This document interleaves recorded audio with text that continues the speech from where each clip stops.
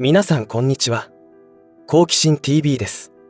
今回の動画は、また赤い国の国内で蔓延が始まっている特殊な風邪の情報についてシェアしていこうと思います。この話題はまた規制対象になる可能性がありますので隠語を使った表現をしていきますが、ご視聴の皆さんの情報リテラシーなら何のことを言っているのかおよそ察しがつくと思います。ただ聞き苦しい点があるかと思いますがご理解いただけたらと思います。国の病気情報については過去にも何度か配信しています。今回のものはウラン入りの石炭による肺炎という可能性があるのではないかと考えることもできますが、おそらく別物だと思います。前回の流行り病収束後にまた別物が現れるということを言っていた人を陰謀論者と呼ぶ人が多かったのですが、こうして実際起きてくるわけですから、少しでも可能性があるなら対策しなくてはいけないと思います。そして国では徹底したゼロコロナ政策をしていたにもかかわらず、蔓延が収まるどころか爆発的な拡大を見せているという現実から学べる点にも注目する必要があると思いますので、ぜひ最後までご視聴ください。このチャンネルでは自分や家族の身を守るためにできることや、日本人がこれ以上騙されることがないようにするための情報を発信しています。チャンネル登録がお済みでない方はぜひチャンネル登録をお願いします。さて、今赤い国で何が起きているのでしょうか。最新の情報では北京や遼寧省などで広がっており、全土に広がっていく勢いです。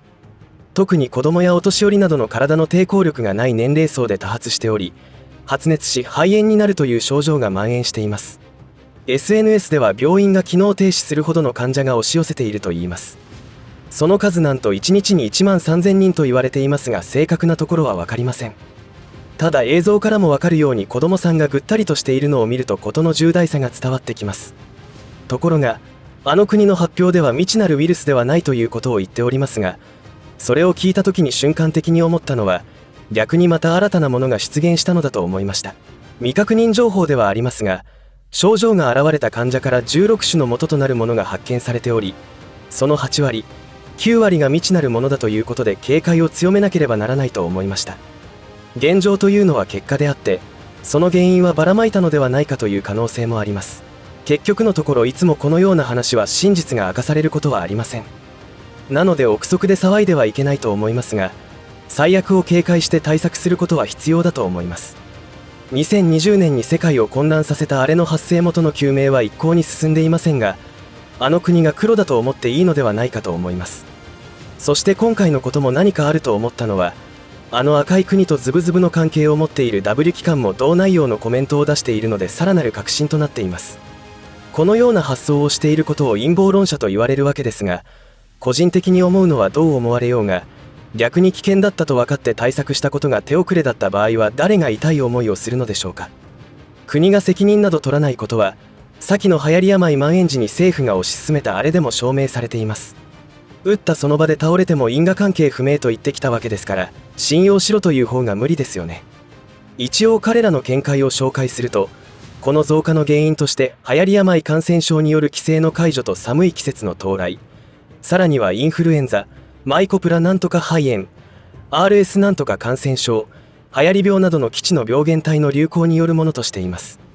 マイコなんとか肺炎と RS なんとか感染症は大人よりも子供にかかりやすいと知られていますということです。過去の経験と教訓から、国と W 機関などの世界機関の発表は鵜呑みにしてはいけないと思います。今回のこの新たな脅威には警戒はしなくてはいけませんが、それよりも大事なことは恐怖心に駆られないことです。W 機関は来年2024年5月の WHO 総会で、ある改正案決議を取り付けるためには完璧なお膳立てが必要で、できればその前の段階で世界中が新たな流行り病の恐怖に陥っている必要があると考えているかもしれません。これについては過去動画もご覧いただきたいのですが、計画していることが恐ろしすぎますし、大胆すぎるのでまさかという心理状態になっている人が多いのではないでしょうか。このおぞましい計画を実現するには、前提として世界中の人々が恐怖におののいている必要があるのです。そんなことを実現させないための対策は、急いで一人でも多くの人が私たち人類は騙され続けてきたということや、今現在進行形で国家を亡き者にして世界政府を樹立する計画が進行しているということを受け入れる必要があります。重度に洗脳された人はもはやどうしようもないと思いますが、グレーゾーンにいる人たちが感じている違和感というものの答えが、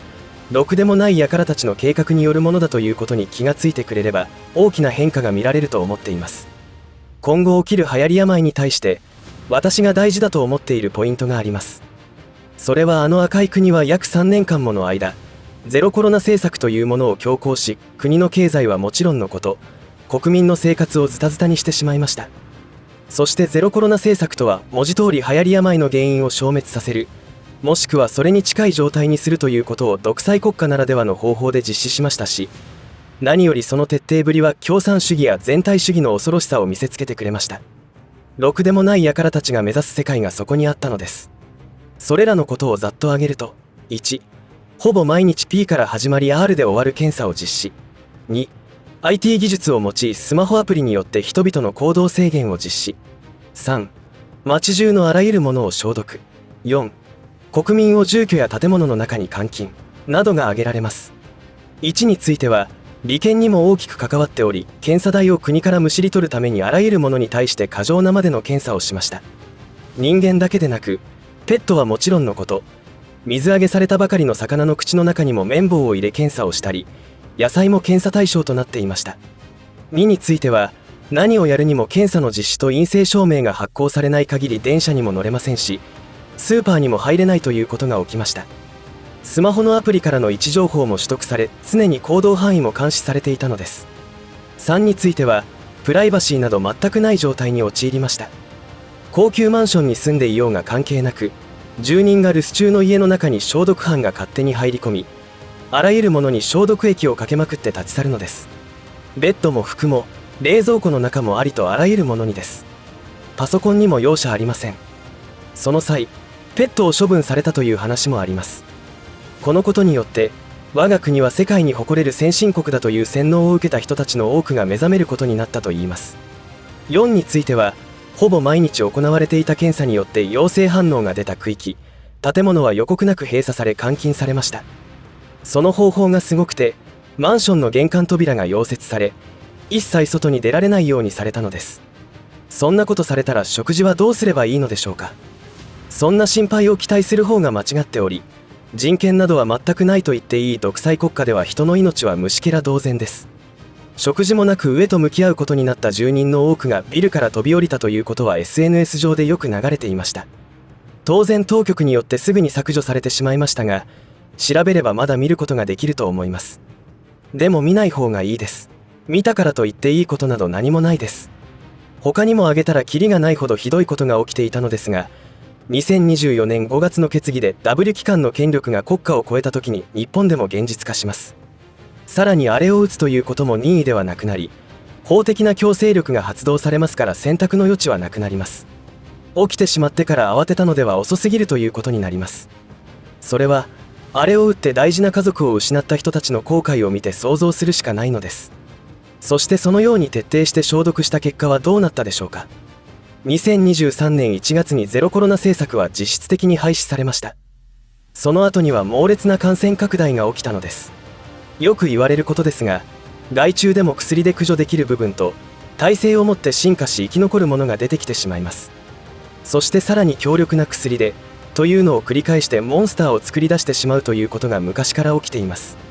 今も病院の中にはどんな抗生物質でも退治できない MR なんとかという菌が誕生し、院内感染を引き起こして命を奪っています。日本でも手の消毒を狂ったようにやる人がいますが、人間は間違いなく常在菌と共に生きてきましたし、それによって体は健康に保たれていたという部分があります。あらゆるものを消毒するという行為は、あの国が行ったゼロコロナ政策に似たようなことを自らしているのと同じだと私は思います。今あの国で子どもたちを中心に蔓延しているというのは、この3年間ずっと異常なまでの消毒済み環境で育った子どもたちのもともと備わっていたシステムに異常がきたしているというのも原因だと思います。とにかく原因は一つではないのでしょうが、人類はもっと過去の出来事から学ばないといけないと思います。特にあれを体に注入した人たちというのは、特に気をつけないと重症化するかもしれませんよね。あれによって人間に備わっていたシステムが破壊されている可能性が高いのです。あれのデトックスをする方法というのは必ずあると思いますので、ご自身で調べるといいと思います。現実的な話としては、もし意図的に作られたものがばらまかれていたとしたのなら、人類の進化の途中で取得したシステムでは対応できないかもしれません。もし人混みに行くときはマスクを併用するなりしなければならないでしょう。日本でも早めに水際対策をしないと大変なことになります。また不要不急の外出をしないようにするという政策になったら日本経済は大打撃でしょうし、そちらの不安でめいることになると思います。これはあくまでも私が考える可能性の話ですが、政府は水際対策はあまり熱心にやらない、もしくはやってはいるがほぼザル状態であの国の人たちを入国させると思います。そうやって日本国内に蔓延してくれないと2024年5月のダブル期間の目論見達成に追い風にならないからです。彼らの手口は庶民を恐怖に陥れた上で、その対策をあたかも庶民のために行うという錦の旗を掲げるようにしてくると思います。だから冒頭で恐怖を感じる必要はないと言ったのです。いや、恐怖を感じてはダメということです。もし彼らの計画通りにことが進むと、日本には再び不要不急要請が発令されるかもしれません。そうなると企業や個人事業主は倒産の危機に瀕することになります。そうやって社会の秩序を崩壊させるのも常套手段だと思った方がいいです。これは決して被害妄想でもなければ陰謀論でもありません。いかがだったでしょうか。このような話を陰謀論という人は、ろくでもない輩たちが過去にどんなひどいことをしてきたか、そして今もしているかを知らないのでしょう。学校の教科書からすでに嘘が書かれており、それによって教育されてきたわけですから仕方ないかもしれませんが、身の毛がよだつことが普通に行われています。独裁者には人情などないのです。あの国では毎年大洪水が起きておびただしい数の被害者が出ているのですが、なんと川下にある大事な施設を守るために夜中に予告なしでダムの放水を行ったり、堤防を爆破したりして国民を犠牲にしているのです。なんなら日本など比ではないくらいの少子高齢化社会がすでに起き始めているあの国では、大量に増えた老人対策として病気蔓延によってこの世から消えてくれればいいくらいに思っていると思います。確証がないので言えませんが、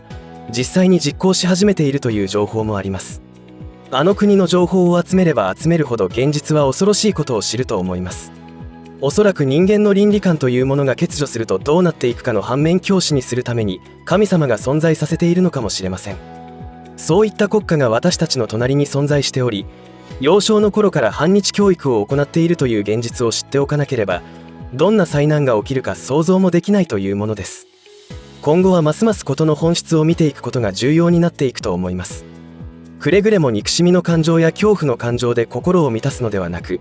冷静な判断をしていく習慣をつけるようにしていきましょう。今回の新たな蔓延はフラッシュバックして恐怖に感じる人もいるかもしれませんが、冷静に対応していくことが必要です。特に寒くて体が冷える時期になってきましたから、ゆっくり温かいお風呂に浸かって本来の体を守るシステムを回復させてください。今回は新たな蔓延が始まったらどうしようという話ではなく、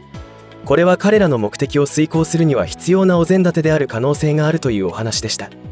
そうやって今後の展開を見守りながら想像力をフル稼働させて対策を講じることが重要だと思います。ぜひ試練を乗り越えて生き延びていきましょう。最後までお付き合いありがとうございました。以上で今回の話は終わりとしますが、皆さんの応援が次の動画作成の力になりますので、いいねボタン、チャンネル登録、通知設定をオンにしていただけると嬉しいです。またコメント欄へのご意見ご感想の書き込みもいただけたら励みになります。最後までご視聴ありがとうございました。好奇心 TV でした。